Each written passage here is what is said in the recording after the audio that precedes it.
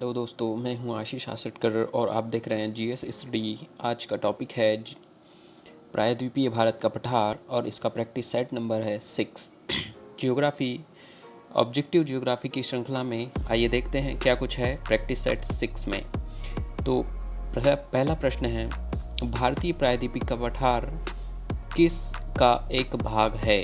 भारतीय जो प्रायद्वीप है इसे भारतीय प्रायद्वीप अर्थात होता है कि ऐसा भूभाग जो कि तीन ओर से समुद्र से घिरा हुआ है उसे प्रायद्वीप कहते हैं। तो ये भारत का ऐसा प्रायद्वीप है और यह जो है किसका एक भाग है। तो ऑप्शंस हैं Angara land, Gondwana land, Eurasia, A एवं बी दोनों। तो भारतीय जो प्रायद्वीप है वो गोंडवाना लैंड का एक भाग है। ठीक है, देखते हैं क्या है इसमें। तो भारत का प्रायद्वीपीय पठार ऐसा स्थल भाग जो तीन ओर से समुद्र से घिरा हो प्रायद्वीप कहलाता है। और भारतीय प्रायद्वीप का पठार प्राचीनतम गोंडवाना लैंड का एक भाग है जिसकी आकृति त्रिभुजाकार है। ठीक है, और समुद्र तल से इसकी औसत ऊंचाई जो है 600 से 900 मीटर तक है। मैप में देखते हैं, ये इंडिया का मैप है और इसमें ये जो नीचे वाला भाग है, ये जो समुद्र से तट से लगा हुआ जो भाग है ये प्रायद्वीप कहलाता है। और ये जो भाग है ये वाला जो भाग है ये कहलाता है गोंडवाना लैंड का एक भाग। गोंडवाना लैंड जब पृथक हुआ अफ्रीका जो प्लेट है उससे, तब इसका निर्माण हुआ और ये धीरे धीरे सरकते हुए यूरेशियन प्लेट से टकराया और इसके उपरांत उत्तर भारत में स्थित हिमालय पर्वतों का निर्माण हुआ जो कि एक मोड़दार या ढालदार पर्वत है। आइए देखते हैं, नेक्स्ट क्वेश्चन है, निम्नलिखित में से कौन सा भूभाग प्रायद्वीपीय पठार का एक भाग नहीं है।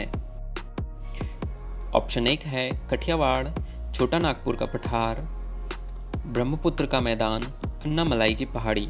निम्नलिखित में से कौन सा भूभाग प्रायद्वीपीय पठार का एक भाग नहीं है। तो ब्रह्मपुत्र का मैदान जो है प्रायद्वीपीय पठार का भाग नहीं है। देखते हैं क्या है।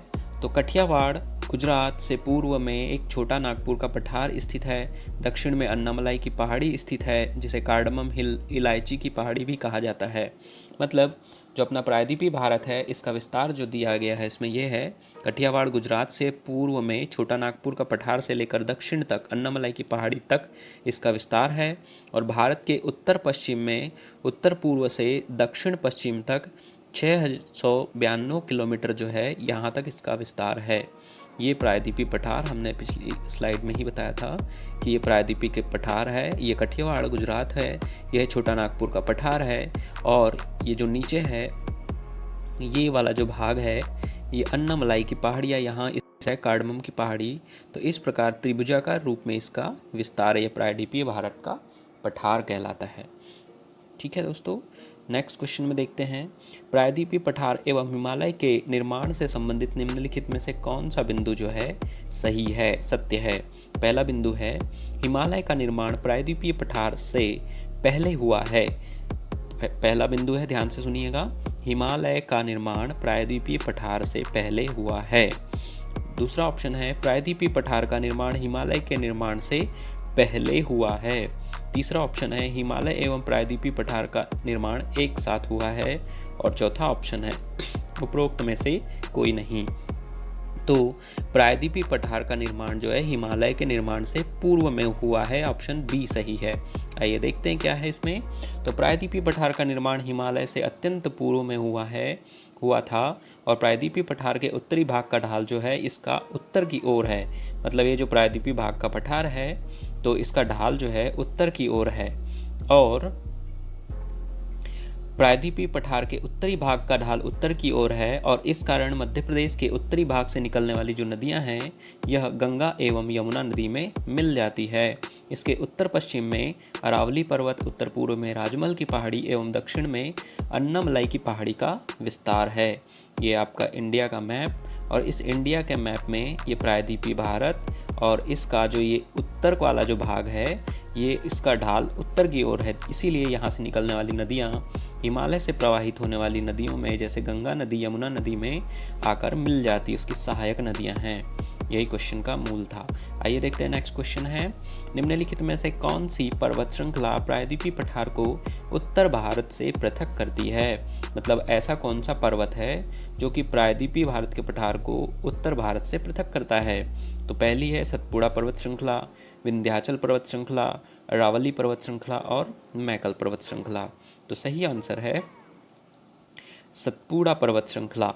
तो सतपुड़ा पर्वत जो है प्रायद्वीपीय पठार को उत्तर भारत से पृथक करता है और सतपुड़ा पर्वत के दक्षिणी भाग में प्रायद्वीपीय पठार का ढाल पूर्व की ओर है और इस कारण यहाँ उपस्थित नदियाँ पूर्व की ओर प्रवाहित होती है।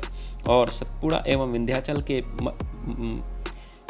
एवं विंध्याचल पर्वत के मध्य नर्मदा घाटी उपस्थित है एवं यह एक भ्रंश घाटी है। सतपुड़ा पर्वत के दक्षिण में एवं दक्कन के पठार के उत्तर में ताप्ती नदी प्रवाहित होती है। नर्मदा एवं ताप्ती नदी का ढाल पश्चिम की ओर है। मतलब इसमें यह कहा गया है कि ये जो आपका प्रायद्वीपीय पठार है इसको सतपुड़ा पर्वत यहाँ से विस्तृत है और यह उत्तर और दक्षिण भारत को पृथक करता है और इसके दक्षिण में जो है नर्मदा नदी इस प्रकार भ्रंश घाटी में प्रवाहित होती है।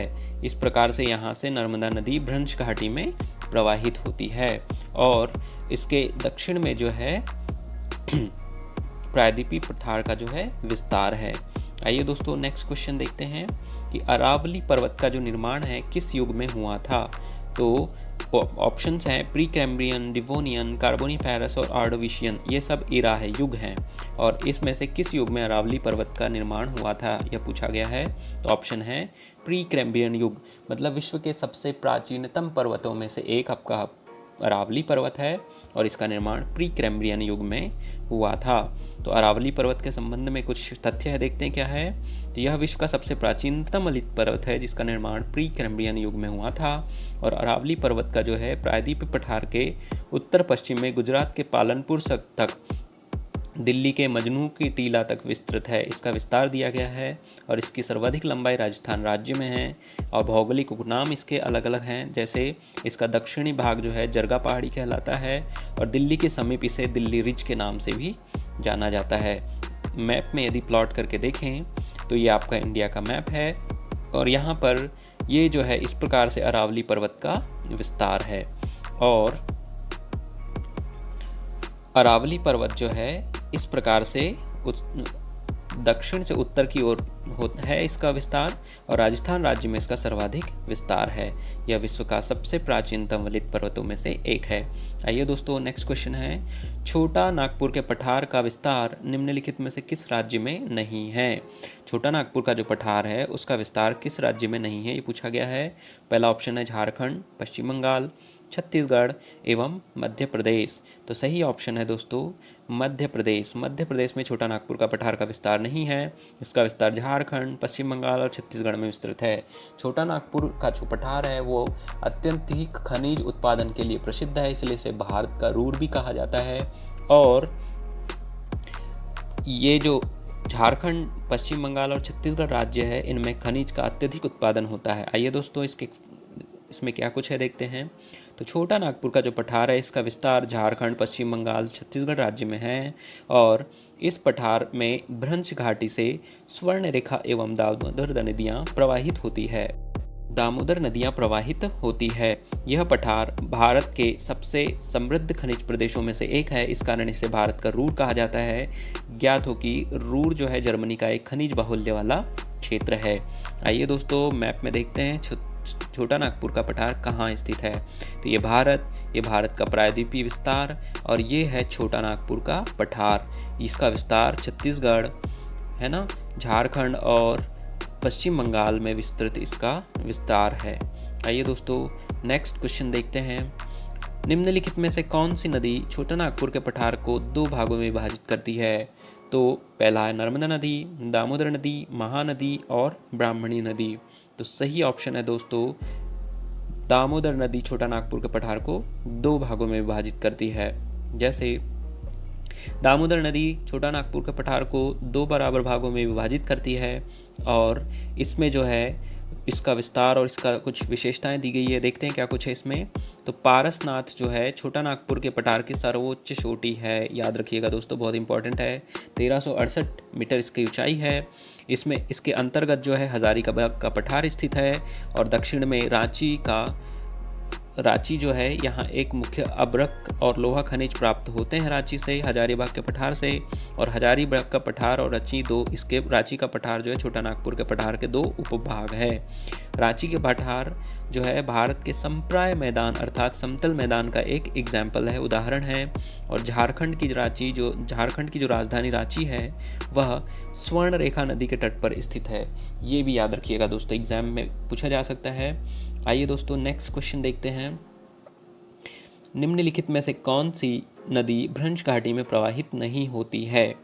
तो ऑप्शंस हैं नर्मदा नदी, ताप्ती नदी, दामोदर नदी और स्वर्ण रेखा नदी।